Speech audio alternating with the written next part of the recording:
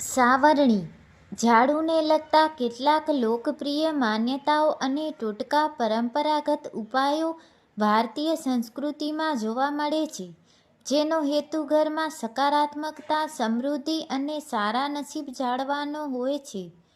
ધ્યાન રાખો કે આ માન્યતાઓ શાસ્ત્રીય કે વૈજ્ઞાનિક આધારને બદલે લોક પરંપરાઓ અને આસ્થા પર આધારિત છે. સકારાત્મકતા અને સમૃદ્ધિ માટેના ટોટકા. ક્યારે ઝાડુ ન મારવું.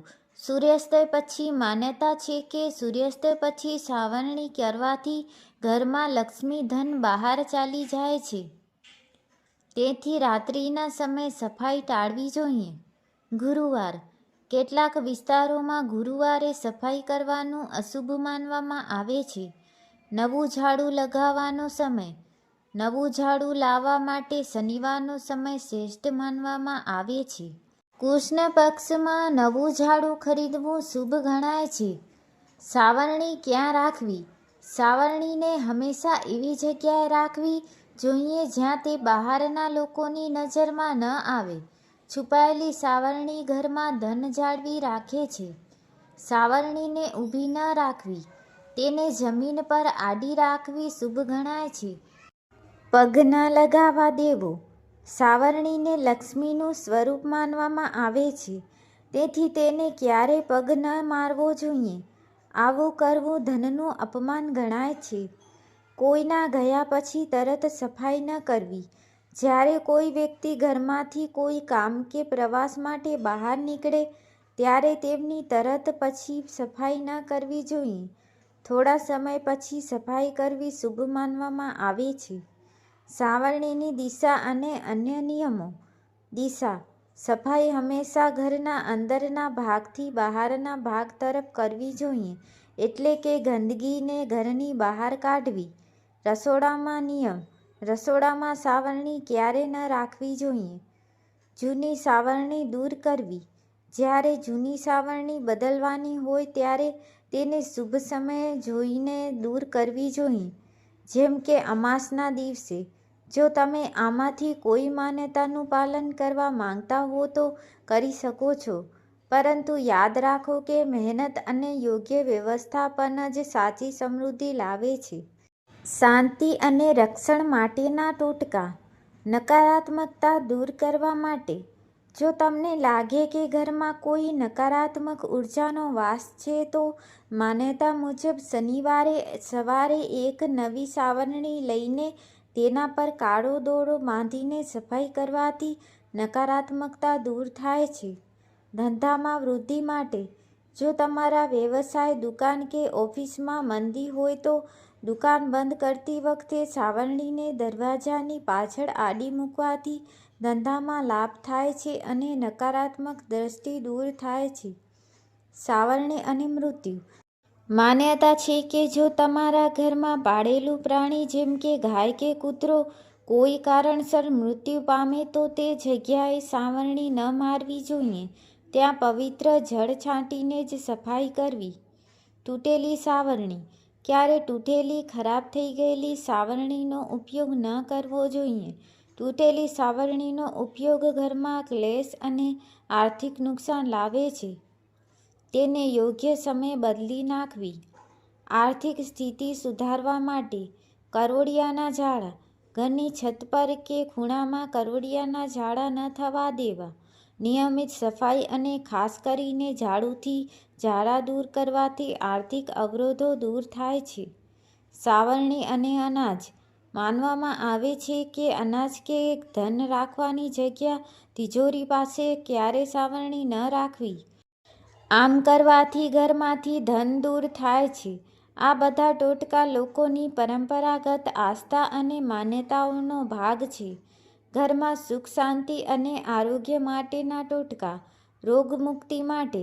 જો ઘરમાં કોઈ વ્યક્તિ લાંબા સમયથી બીમાર હોય તો માન્યતા છે કે સાવરણીને તેના પલંગની નીચે એવી રીતે રાખવી જોઈએ કે તે કોઈને દેખાય નહીં. આનાથી બીમાર વ્યક્તિની આસપાસની નકારાત્મકતા દૂર થાય છે અને સ્વસ્થ થવામાં મદદ મળે છે. જો કે આ માત્ર લોકમાન્યતા છે. સારવાર માટે ડૉક્ટરનો સંપર્ક કરવો. અતિથિ, મહેમાન અને ઝાડુ. જો તમારા ઘરે કોઈ અતિથિ આવે તો તેમના ગયા પછી તરત જ સાવરણી ન મારવી. તેનાથી મહેમાન અને ઘર વચ્ચેના સંબંધોમાં કડવાશ આવે છે. મહેમાનના ગયાના થોડા સમય પછી સફાઈ કરવી. સાવરણીનું દાન. જો તમે ધન સંબંધિત સમસ્યાઓથી પરેશાન હો તો કોઈ મંદિર કે ધાર્મિક સ્થળે ગુપ્ત રીતે કોઈને કહ્યા વગર નવી સાવરણીનું દાન કરવું શુભ માનવામાં આવે છે. આનાથી આર્થિક અવરોધો દૂર થાય છે. વાસ્તુ અને દિશા સંબંધિત નિયમો. તિજોરીનું રક્ષણ. ધન રાખવાની જગ્યા. તિજોરીની નજીક ક્યારેય સાવરણી ન રાખવી, પરંતુ તિજોરીની આસપાસની જગ્યા હંમેશા સાફ રાખવી. કપડાથી ઢાંકીને રાખવું. ઘણી જગ્યાએ લોકો માને છે કે સાવરણીને માત્ર છુપાવીને જ નહીં, પણ તેને કોઈ જૂના કપડાં કે ચાદરથી ઢાંકીને રાખવી જોઈએ. આનાથી લક્ષ્મીજીની કૃપા જળવાઈ રહે છે. સવારનો સમય. સફાઈ હંમેશા સૂર્યોદય પછી અને બપોર પહેલાં કરી લેવી શ્રેષ્ઠ ગણાય છે. સવારના સમયે કરેલી સફાઈથી ઘરમાં સકારાત્મક ઉર્જા અને પ્રકાશ આવે છે. યાદ રાખો, આ બધા ટોટકા લોકોની આસ્થા અને પરંપરાનો ભાગ છે. જીવનમાં સફળતા માટે મહેનત, સ્વચ્છતા અને સકારાત્મક વિચારસરણી પણ એટલી જ જરૂરી છે. સાવરણી અને વરસાદ. જો વરસાદ આવે અને તમારે બહાર જવાનું હોય તો બહાર જતા પહેલા ઘરની અંદર સાવરણી આડી મૂકી દેવાથી વરસાદ બંધ થઈ જાય છે.